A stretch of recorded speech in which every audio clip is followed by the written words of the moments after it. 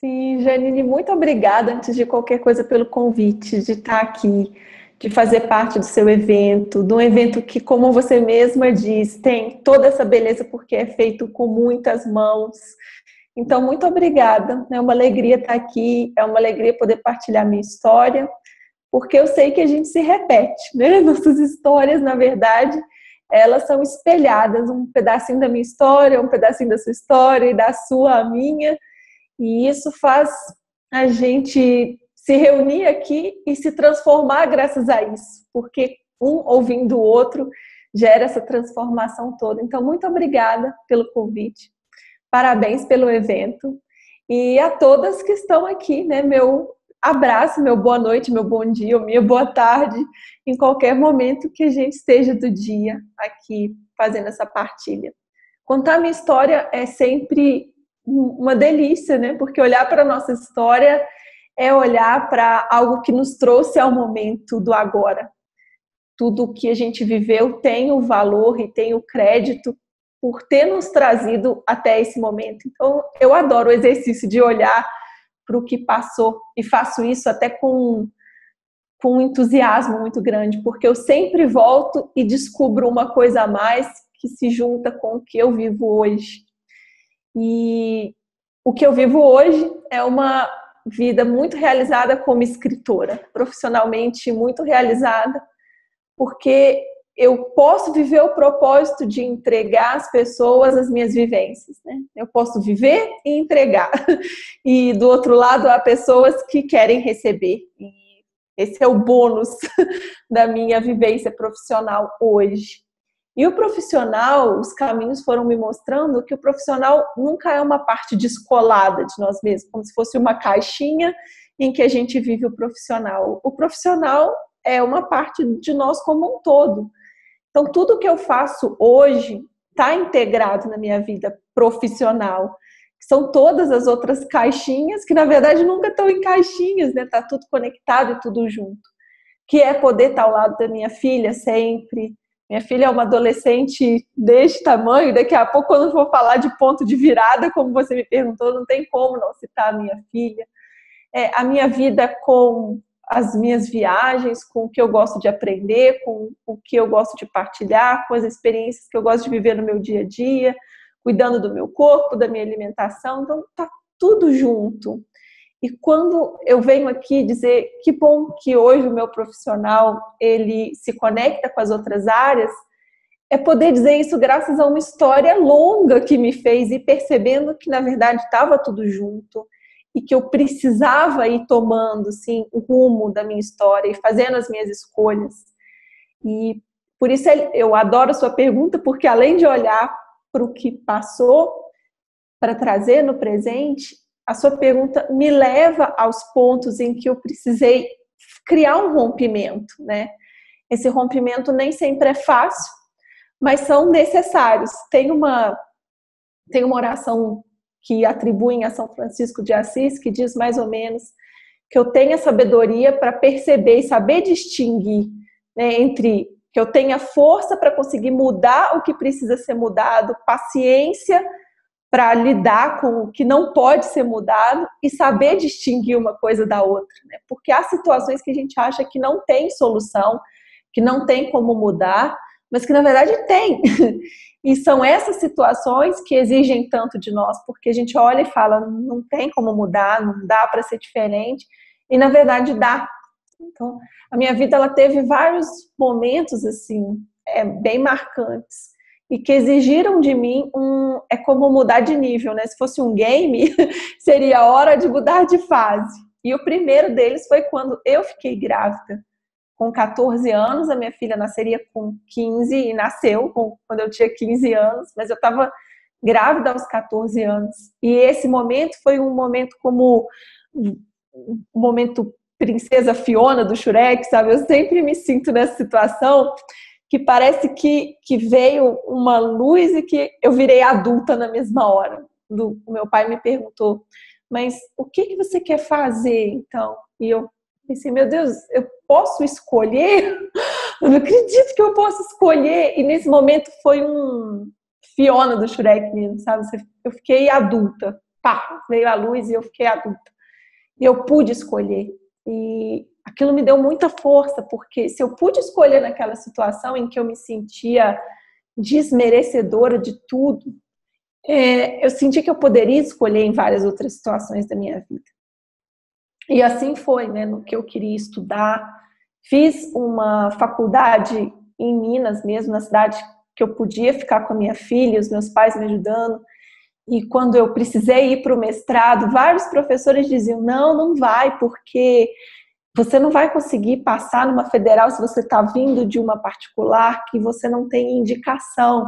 E foi também para mim um momento de virada, de eu dizer, mas eu vou tentar, eu vou fazer tudo que eu puder no caminho que é possível para mim.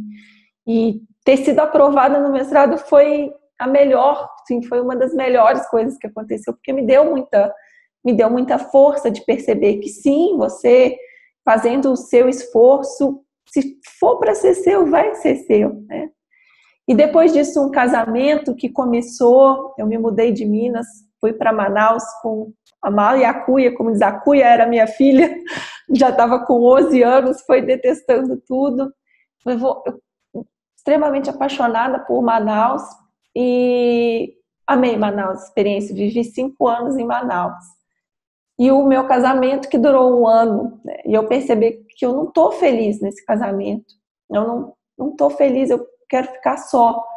E viver o desafio de todas aquelas expectativas que estão criadas ao nosso lado, você dizer, eu não quero fazer isso, né, mais. Eu estava feliz até esse ponto, eu não estou mais feliz e eu preciso criar outra história a partir disso.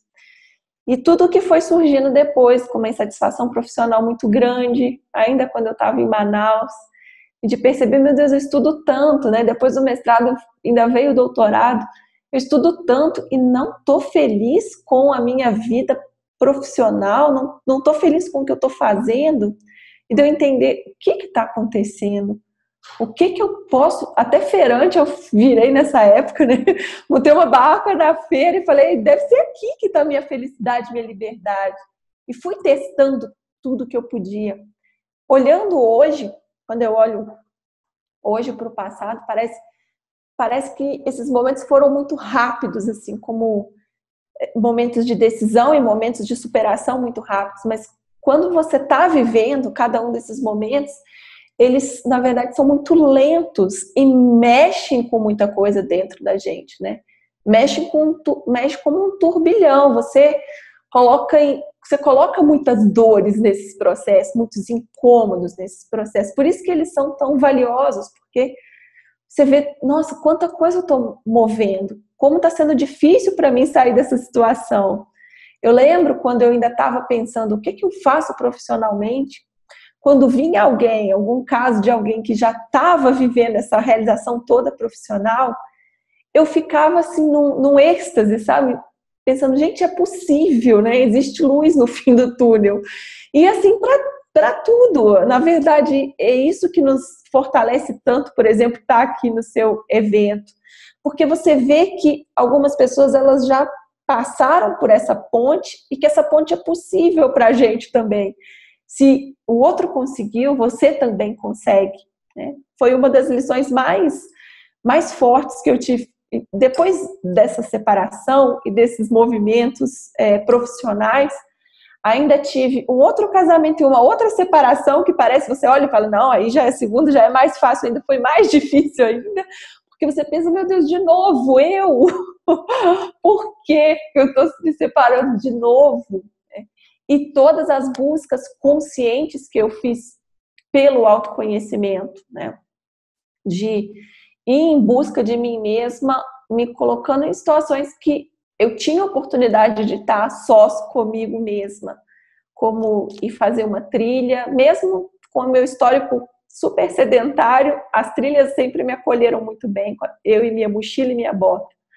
E ir para o Monte Roraima tantas vezes como foi, e graças a ele escrever meu primeiro livro, e agora ter terminado o caminho de Santiago, dias e dias andando comigo, e me escutando, e me entendendo, e vivendo esses processos interiores que são tão importantes. e sentir que cada partezinha da história, cada trechinho que trouxe até aqui, ele foi um elemento como uma pílula da força. De dizer, olha, mesmo que seja muito difícil, isso passa, e se você quiser mesmo, você consegue. Mesmo que seja árduo e que você tem que mover muitas coisas dentro de você, eu dizendo para mim mesma isso, né? Então toma essa pílula, porque na verdade é só você acreditar na sua força. E que bom, estou com essa alegria de poder hoje saber que todos nós temos essa força e que basta a gente acessar e acreditar que se deu para o outro demais, vai dar para a gente. Acho que as pessoas medrosas, elas acabam sendo desafiadas a fazer mais, porque é tanto medo que você tem que fazer alguma coisa, né? Então, sim, é muito medo. E são medos diferentes, né? São medos diferentes, como o medo de ser julgado, porque você não está seguindo uma linha. Nós criamos uma linha imaginária em algum momento das nossas vidas, e essa linha fica aí na nossa frente, e a gente se coloca a proposta de seguir na linha, andar na linha, andar na linha. E quando você está vivendo uma situação que você tem que sair dessa linha, o seu medo de ser julgado é muito grande. O seu medo dessa plateia imaginária começar a te vaiar é muito grande, né?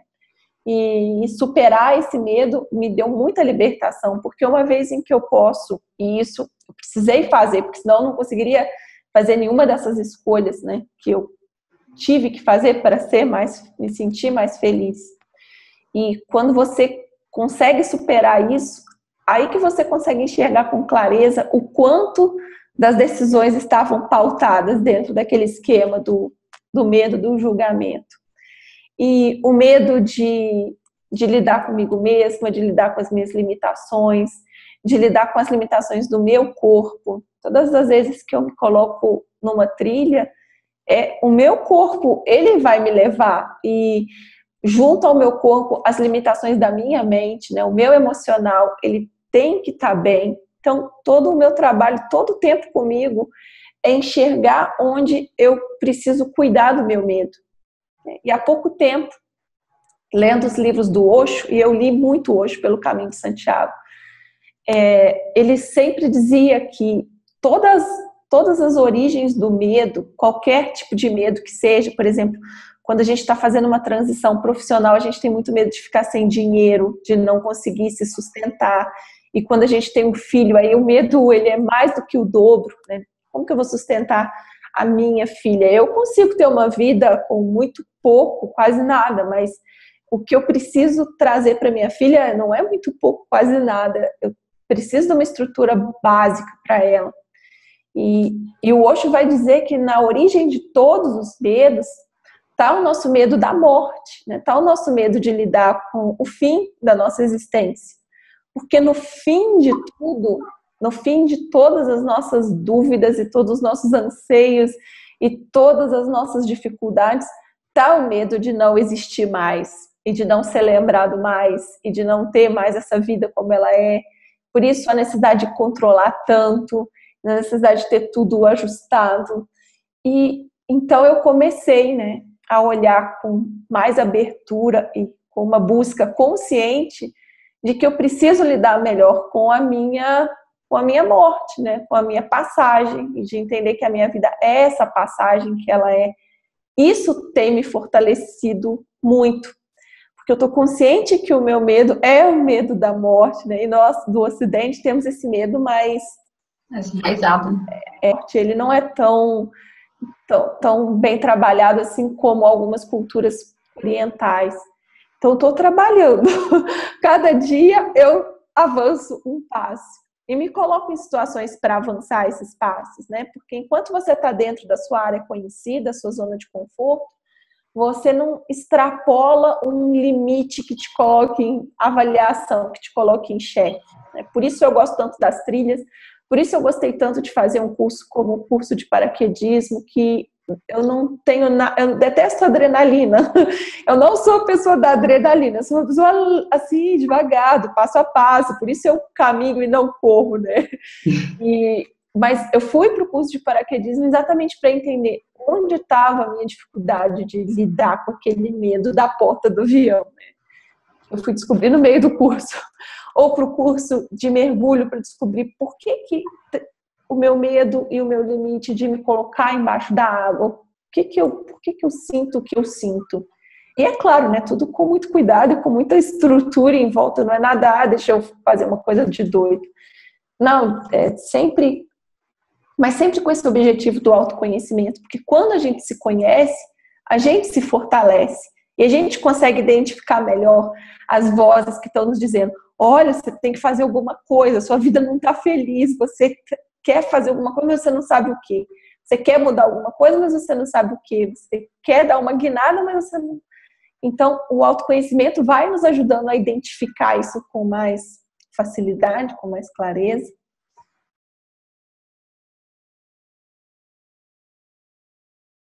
Tive um episódio muito marcante nessa história de despertar para o autoconhecimento. Eu fui a Machu Picchu não como uma caminhante, mas como uma visitante turista mesmo. E cheguei, fiquei encantada, lógico, tem uma estrutura histórica muito linda ali. E eu estava no meu primeiro casamento.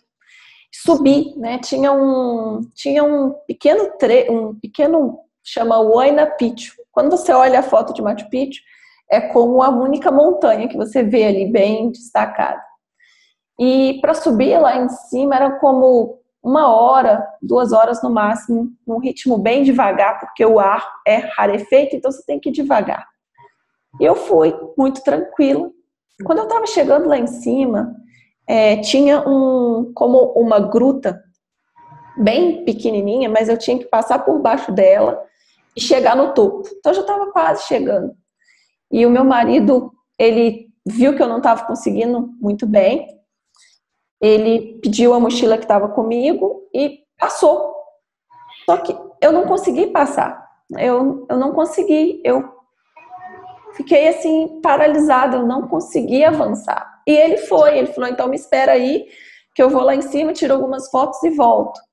E eu estava só com a minha capinha de chuva, era um plásticozinho, parece esses de saco de lixo, sabe?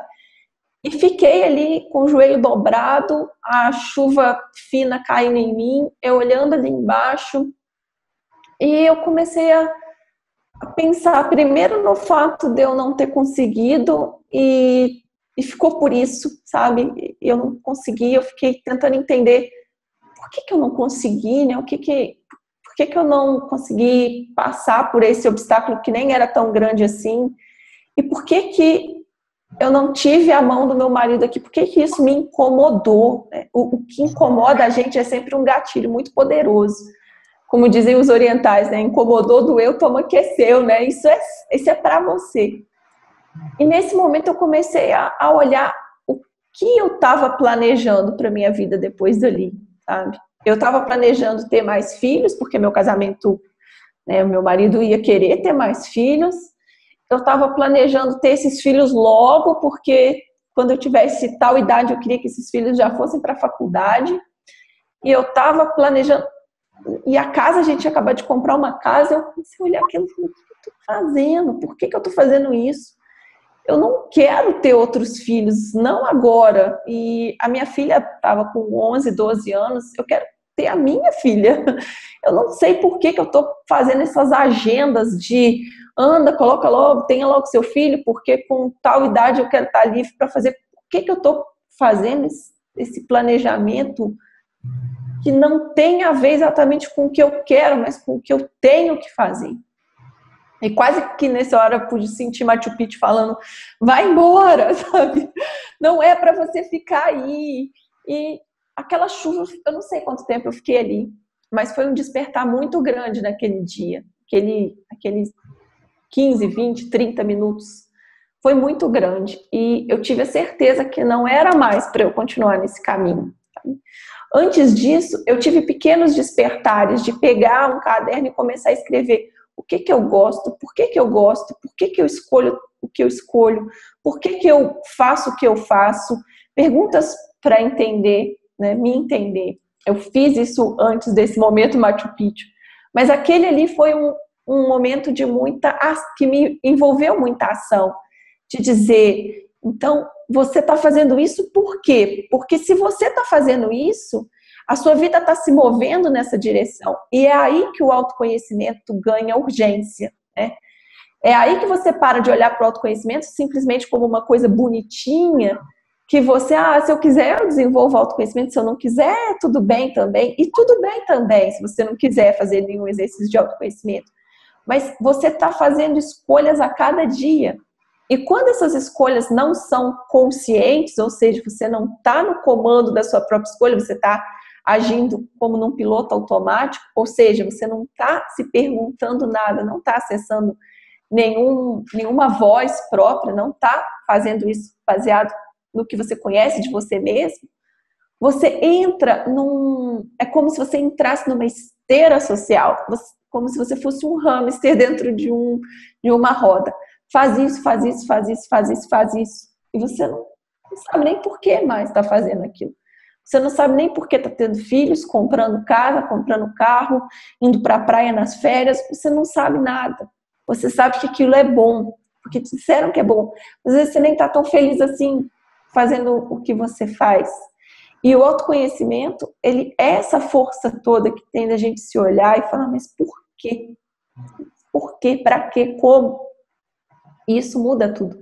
E a minha vida se transformou muito depois daquele momento, né? Porque foi meu primeiro processo de guinada em que eu estava 100% presente nele, que foi minha primeira separação. De eu poder ouvir o que diziam pelo telefone e ter certeza que eu estava, mesmo as pessoas dizendo não faz isso, não faz isso, não faz isso, eu tendo certeza que eu estava seguindo o meu caminho, que eu precisava passar por aquele caminho. Porque quando a gente não está na autoconsciência, as pessoas começam a ligar e te falar não faz isso, não faz isso. Você entra em crise, você entra num parafuso total. Você tem 1000 vozes para ouvir e a sua voz vira só uma vozinha ali no meio. Quando, na verdade, a sua voz é essa voz toda, né? A sua voz é esse poder todo dentro da sua própria vida. E isso me ajudou muito no processo de transformação. E depois disso, tudo que eu fui buscando conscientemente para poder me ouvir mais. E aí tá, aí estamos nós. E além do mais, a gente não precisa também ficar acreditando que existem perguntas certas. Às vezes a gente fica buscando, como fazer isso? Você se faz qualquer pergunta, até do que você gosta de comer, das horas que você gosta de comer, do que você gosta de vestir, do que você não gosta, se você gosta dos encontros em família, qualquer coisa que te venha à mente serve, né? E uma outra ferramenta muito poderosa também, Janine, que eu tenho usado cada vez mais para me autoconhecer, são os sonhos, né? Os sonhos, eles são muito poderosos para nos autoconhecer, não pelo assunto que a gente sonhou, mas pela forma como nós reagimos ao que estava no nosso sonho. Então, eu fiquei com raiva, eu fiquei feliz, eu fiquei como no sonho, né? O que essa reação conta sobre mim mesmo. E é maravilhoso. Eu tenho adorado explorar os sonhos.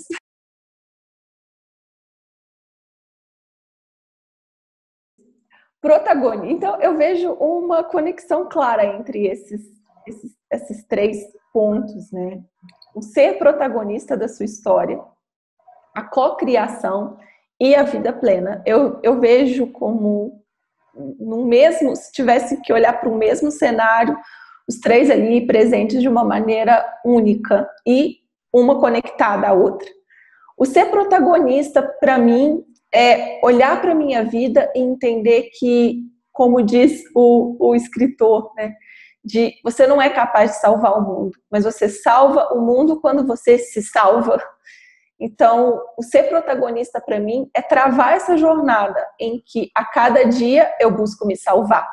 Eu busco dar voz ao que eu desejo dar voz, eu busco ser eu mesma e, como diz uma grande amiga, eu vim para o mundo para somar. Eu venho para traduzir em ações, em contribuições, em o que quer que eu esteja fazendo, onde quer que eu esteja, sendo eu mesma. Porque ser a Paula é ser protagonista da história que eu vim ao mundo trilhar. Não tem como eu fugir da Paula. Ela está comigo o tempo todo. É ela que eu devo cuidar e é ela em que eu devo fazer ganhar vida. A vida em que eu sou responsável é a vida da Paula. Claro, tenho a minha filha, mas a minha filha fazendo as escolhas dela. Eu fazendo as minhas escolhas e estando ao lado da vida da minha filha. Às vezes a gente confunde esse ser protagonista da vida dos filhos. E ao lado disso, existe uma cocriação em que eu, Paula, cuidando das minhas experiências e cuidando da minha vida e cuidando de ser eu mesma e fazendo a minha essência ficar viva em cada uma das situações que eu vivo, eu estou em contato com outras pessoas e isso gera uma interferência na vida das outras pessoas.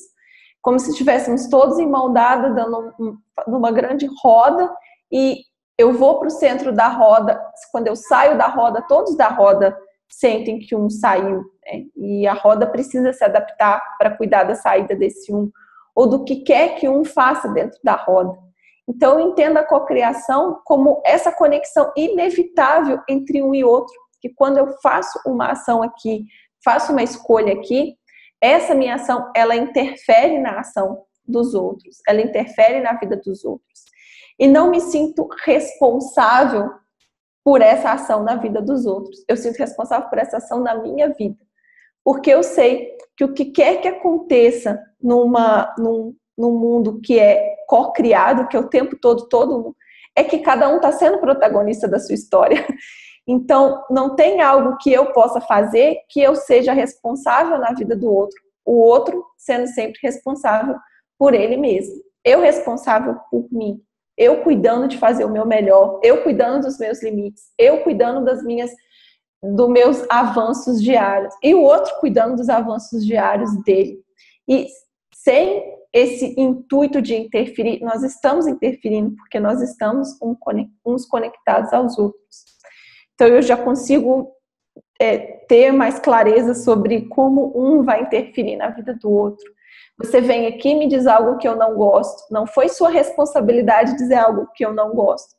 Sou eu comigo mesma tratando dentro de mim a minha reação àquilo que aconteceu. Então, isso me dá mais poder e me dá ainda mais autorresponsabilidade e ser ainda mais protagonista. Eu não sou vítima de nada.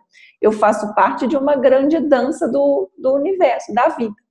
E quando eu entendo esse meu poder pessoal e essa minha autorresponsabilidade sobre tudo que eu vivo, que eu estou criando o tempo todo a minha realidade, de acordo com o modo como eu reajo e de acordo com a frequência que eu vibro, eu consigo entender que eu tenho vida plena, uma vez que eu sou responsável por tudo que eu estou gerando e por tudo que eu estou interpretando e por todas as minhas ações ou minhas reações. É aí que eu me liberto, né? É aí que eu sinto, não, já que tudo é criado por mim e que esse contato com o todo me faz olhar ainda mais para mim, porque o ciclo ele volta para você mesmo sempre. Eu sinto, eu posso viver plenamente aqui dentro, né? Eu posso ser eu mesma, eu posso sentir que eu contribuo para tudo, porque eu sou eu mesma. E aí eu consigo viver plenamente. E isso me dá, eu adoro olhar essa dança toda e me sentir forte o suficiente para entender que tudo que acontece ali dentro, eu sou responsável por isso e eu crio isso. Então, que linda a sua pergunta, Janine. Eu quero ver as outras respostas.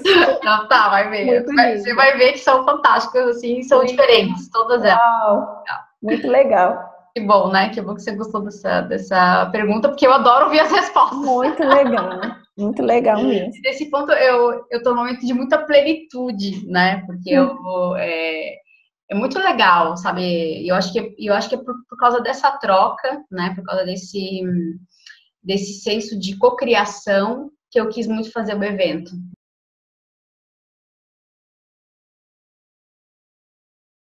Essa jornada de autoconhecimento, ela me levou para um momento inevitável, né? Em que eu ouvi que era preciso trabalhar o meu sagrado feminino. E eu simplesmente não tinha a menor ideia do que fazer para trabalhar sagrado feminino. Então, fiquei com aquela batata quente na mão, falando, eu tenho que trabalhar, e eu não sabia como. Não sabia por onde começar, não sabia o que fazer, não sabia quem buscar. Na verdade, é muito lindo isso, porque quando a gente tem uma questão, a gente começa a perceber, eu tenho que fazer isso. Se a gente começa a se fazer a pergunta, então, como eu vou fazer isso? As respostas, pouco a pouco, elas vão surgindo, né? E, pouco a pouco, alguns elementos foram surgindo para mim de maneira, assim, muito soltas e, de repente, tudo estava muito conectado. Eu já estava num trabalho, quando eu estava, por exemplo, pegando a minha mochila, pegando a minha bota e indo em direção ao topo da montanha e passando dias sem energia elétrica, sem minha cama, sem meu banheiro, porque eu fui descobrindo nessa jornada em que o sagrado feminino ele se colocou como um desafio para mim, eu tenho que cuidar mais do sagrado feminino. O que é, então? Que nada mais eu precisava fazer do que me conectar com a minha base mais natural possível, com a minha essência mais natural possível. E conectar com a essência mais natural possível é esse trabalho lindo de autoconhecimento todo e de retorno às nossas origens, que é onde está a força em equilíbrio, em harmonia, do feminino e do masculino dentro da gente, porque essas duas forças, elas estão o tempo inteiro ali em harmonia. Não estão porque a nossa sociedade, o nosso modo de viver, vai criando uma desconexão, mas faz parte da nossa essência que essas duas forças estejam dentro de nós. E nessa busca, eu fui tendo muita clareza sobre como eu me sentia quando eu estava em contato com a minha base mais natural, o espírito mais selvagem que pode ter, né? Não que o espírito selvagem seja esse, eu vou fazer o que eu quiser, mas do espírito selvagem ser esse mais da natureza possível. E pequenas coisas foram me fazendo sentir isso mais forte, desde o pé no chão, o andar descalço, o pisar na grama, o ir tomar banho na natureza. Em Manaus me deu essa oportunidade, né, com muita abundância. O de ir para a floresta, de ouvir os sons de uma maneira bem material, mas também de uma maneira bem espiritual, que é ouvindo a minha intuição, de entender que sim, que além desses dois olhos, eu tenho esse outro olho que diz, vai por ali, escuta esse, vai por ali. Ou olhar duas opções que eu tenho na minha vida, e eu adoro fazer esse exercício, né, de olhar que eu tenho duas possibilidades, tenho dois caminhos possíveis, e colocar meu coração a serviço nessa hora. Onde está mais iluminado?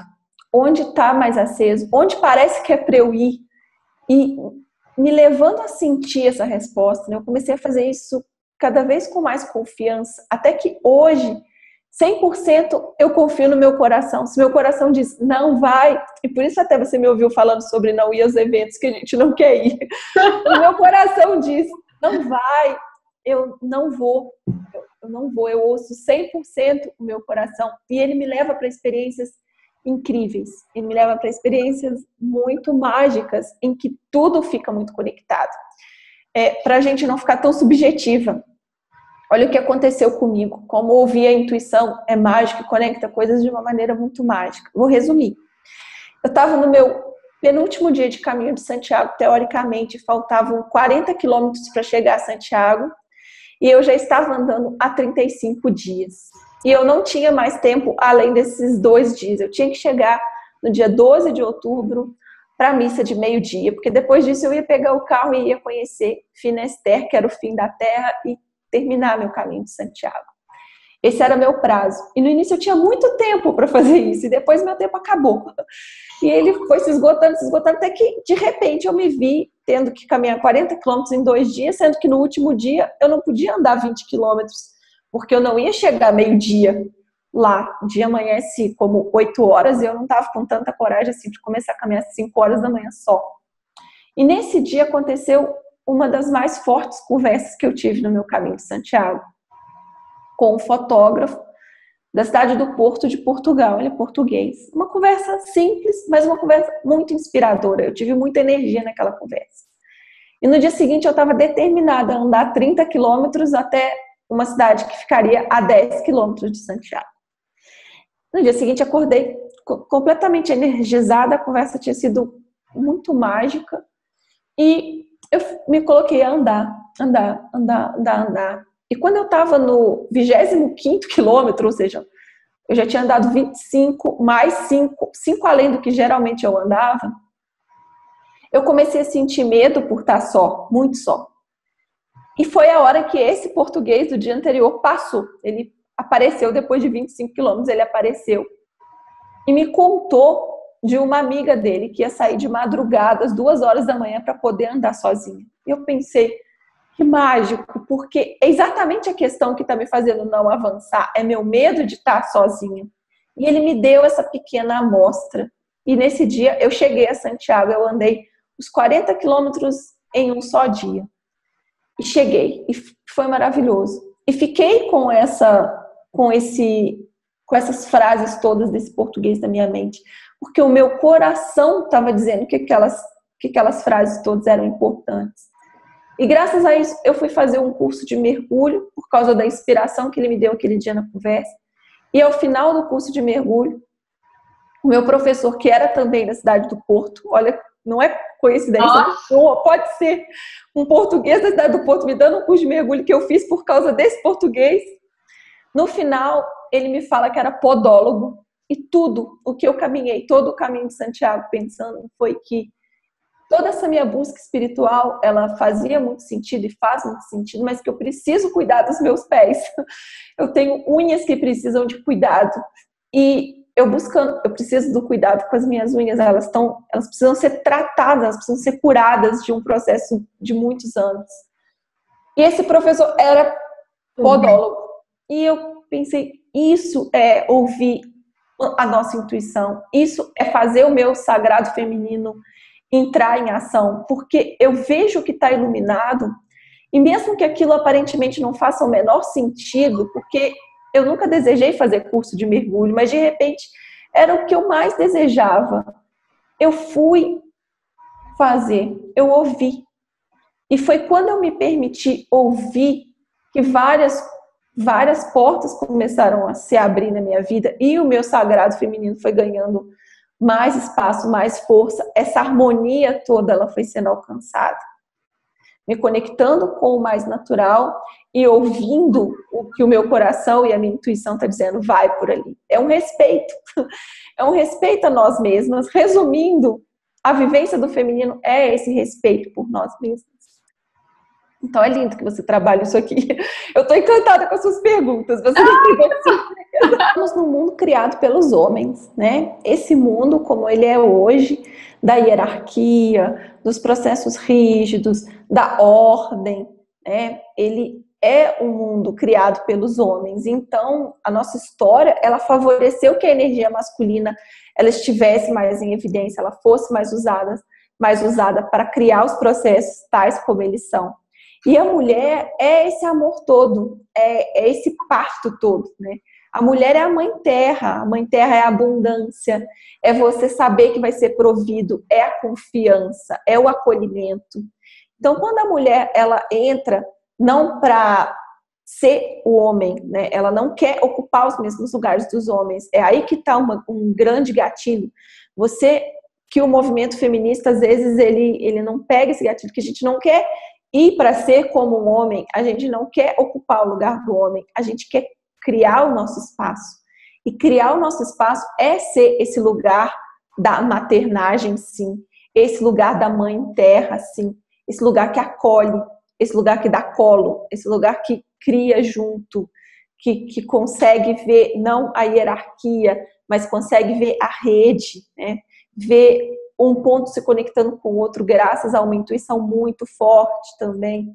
Então, a mulher, quando ela entra e começa a ser ela mesma, ouvir a voz dela mesma, quando todas nós conseguimos dar voz ao que nós realmente queremos, ao que realmente nós somos, nós começamos a partilhar de um mundo que está mais harmônico, com a força masculina e feminina. E isso transforma todas as relações sociais, isso transforma os sistemas de política, transforma os sistemas de justiça, transforma os sistemas culturais, transforma os sistemas religiosos. Essa nossa história, por exemplo, em que as bruxas eram essa beleza toda que elas eram, né? Exatamente nesse dia que eu estava andando nessa floresta que eu estava com medo, eu estava na Galícia, a terra das bruxas. E elas eram esse poder todo, esse encanto todo, que foram tiradas e abolidas e queimadas na fogueira, porque homens queriam ocupar um posto que só eles tinham o poder de se comunicar com Deus, né? Algo muito forte da Igreja Católica nessa época, de que não, só os homens têm esse poder de se comunicar com o divino. Como assim as bruxas fazem isso? Como assim elas são esse poder todo? Os alquimistas de um lado super respeitados e as bruxas sendo colocadas no fogo.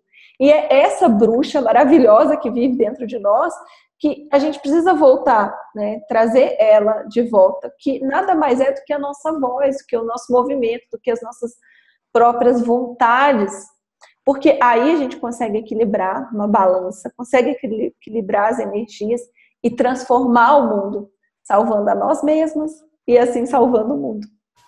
Então, nesse momento, só tenho a agradecer, Janine, e a todas as mulheres que estão aqui se movimentando, né, em busca dessa conexão maior, desse despertar maior, dessa vida plena toda que nós todas queremos, e que quando nós todas estamos em busca da vida plena, uma vai libertando a outra, né, sem a gente nem saber, de uma maneira muito mágica, uma vai despertando uma luzinha na vida da outra. Muito obrigada pela presença, pela oportunidade de estar aqui, pela oportunidade de lhe falar e que em outros momentos a gente se reencontre contando novamente as nossas histórias, eu ouvindo de vocês e a gente partilhando outras luzinhas que vieram aí pelos nossos caminhos. Muito obrigada e até o evento, um evento lindo, partilhas e inspirações. Obrigada, Janine.